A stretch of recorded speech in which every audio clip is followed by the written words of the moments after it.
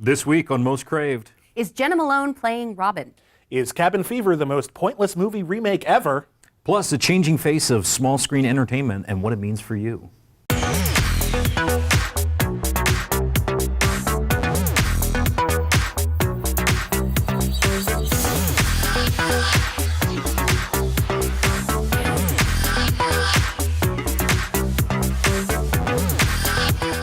Hey, welcome back to Most Craved. I'm Silas Lesnick with ComingSoon.net. I'm Jenna Busch with Legion of Leia. And I'm William Bibbiani with CraveOnline. Hey.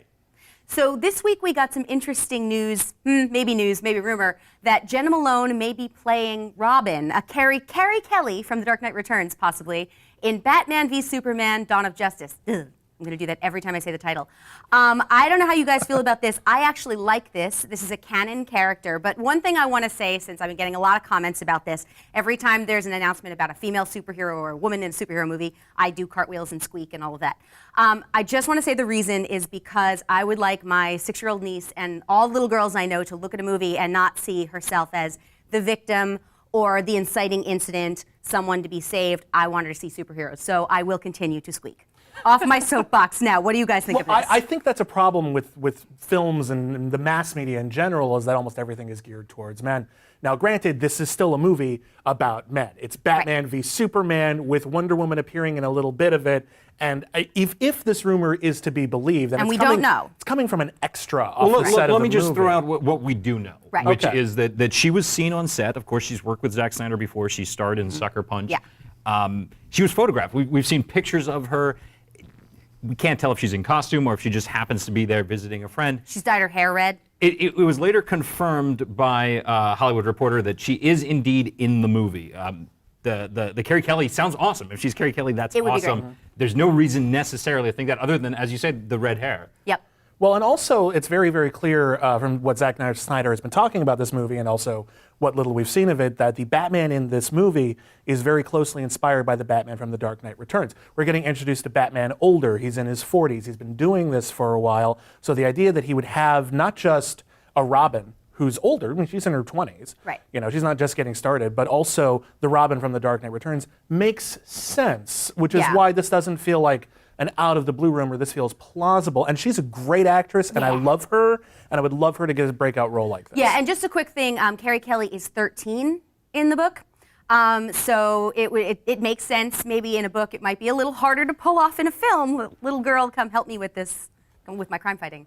Yeah. So if it is possible, they could age her. It's also possible that she's not playing this character and that someone else will play Carrie Kelly. Although, no matter what, you're absolutely right. Jenna Malone's awesome. She has a breakout role. She's in the Hunger Games now. That's right. She's awesome Mason. in that movie. Yeah, absolutely. No, I love her. And I think the long and short of it is we're all really excited about this. We hope this is true.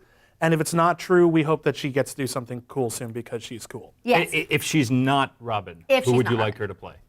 Oh God, I have no idea. I will watch that woman play anything. Yeah, I gotta tell you, it could be literally anyone in the DC universe. I think it's pointless to speculate beyond that. Other than it'd be great to see her. One final note that the person that leaked this may possibly be fined $5 million. Good. Don't be a dick, Internet. Don't be a dick. Speaking of don't be a dick, I'm about to talk to you a little bit about Cabin Fever. Not the best segue I've ever done, but we're going to let it go. They're remaking Cabin Fever. Cabin Fever is a 2002 horror movie directed by Eli Roth. It's one of the reasons why we know who Eli Roth is. But what's interesting about this remake, it's going to be directed by Travis Zawini. I hope I'm pronouncing that right. Travis, correct me if I'm wrong. Is that it's going to be based off of the exact same screenplay as the original movie. It's not remaking it, it's not readapting it, it's not reimagining it, it's just restaging it. Now here's my question. Is that the most pointless idea since Gus Van Sant's Psycho? Or is that the most brilliant idea since Gus Van Sant's Psycho? Thoughts? I think 12 years is not long enough. If you're gonna do something like this, come on, just give it, seriously, like if you're gonna do the same thing. Especially the exact same thing. Do something from the 40s. Or nothing, create something new. Although it's entirely possible that like the very act of recreating it with the exact same screenplay is in itself an experiment. And that's what Gus Van Sant's Psycho was. Exactly. I think a lot of people say like, oh, it's just a terrible remake. The whole movie is about, well, what if you did it the exact same way someone else made a movie, and can you recreate that magic? And the lesson we learned was no, you can't. Although I think there's a huge difference between taking Psycho, arguably one of the finest films ever made, and Cabin Fever, which is pretty fun. Yeah, Right. Like, it can be improved. Yes, but I think it needs to be improved at the screenplay stage. Well, Yeah, there's that. You sort of did this with Evil Dead. I mean, a little bit. Fede They combined Alvarez's elements of 1 and 2. remake was, it was very much like sort of do the same thing but for a new audience. It is strange to have that gap. I hope it's something that Eli Roth is going to play with and have a lot of fun with. Yeah, my rule for remakes is if I had the same hair when it first came out, don't do it. I have underwear older than the Cabin Fever remake. Oh dear. Oh God. I'm so should glad I not say put that these on the things to internet. people. Anyway, it'll be interesting to see. It's either going to be a huge waste of time or a fascinating experiment. But it's a transition of a big screen property into a rebooted big screen property. The other thing that's happening, and will probably happen to Cabin Fever, is television is becoming incredibly important for big screen franchises. Very recently, we've heard 2 Tom Hanks Big and Bachelor Party are becoming TV series. This is in the wake of A Girl Meets World coming back from a series 20 years later. Full House is coming back. About a Boy got adapted from a movie into a TV series. And again, this is not new. MASH is one of the most popular television series in history that was based on a hit movie. But we have a huge wave of these properties coming, and they're not just coming to television. They're coming. Marvel's doing these Netflix series.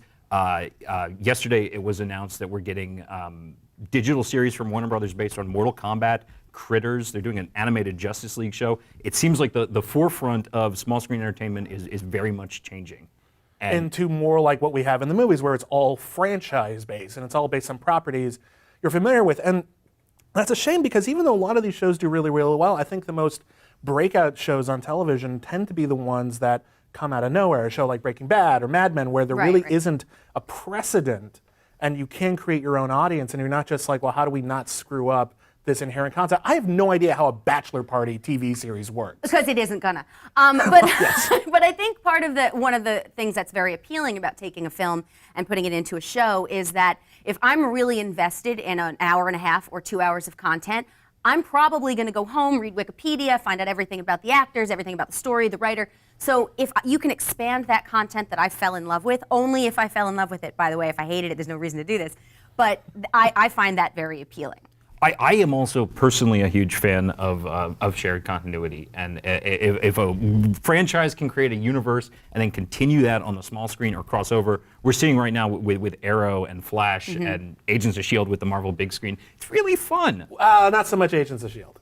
Did you see last night? Unfortunately, It was I great. did. Oh, it's Mockingbird was cool. Awesome. Mockingbird was cool. I'll give you that. But I think that DC is doing a better job. But that's neither here nor there. No, I just think we're trying to grab ideas. We're trying to create ideas for new content. We're trying to focus more on television, because it seems like we're getting laws of diminishing returns in theaters. So all I care about is, are you taking an idea from a movie and putting it in a TV show that would actually make a good TV show? Uncle Buck, perfectly decent idea for a sitcom. Bachelor Party? That's one long bachelor party if you want to go to 6 seasons in a movie. I mean, my God. Yeah. Well, there is one thing here about what's going to happen to the theaters. And something very similar happened with Broadway, from my career from 1,000 years ago, where small people were paying so much for tickets that the ones you saw on Broadway then became huge spectacles with Hollywood stars, most of whom couldn't sing, by the way. But so it was sort of prohibitive. So if you wanted a big place to show something, it had to be a spectacle. And I'm starting to think that is happening with movies, and so you're going to get more of an audience if you have it as a TV show. Like I'm not going to see Avengers 3 if it's released in VOD. I'm going to go to the theater because I want to see it there. But a smaller film, I'm much more likely to stay home. Well, we're not sure when Most Craved will get a theatrical episode, but check back next week, because we're going to keep on this online streaming world. Good conclusion.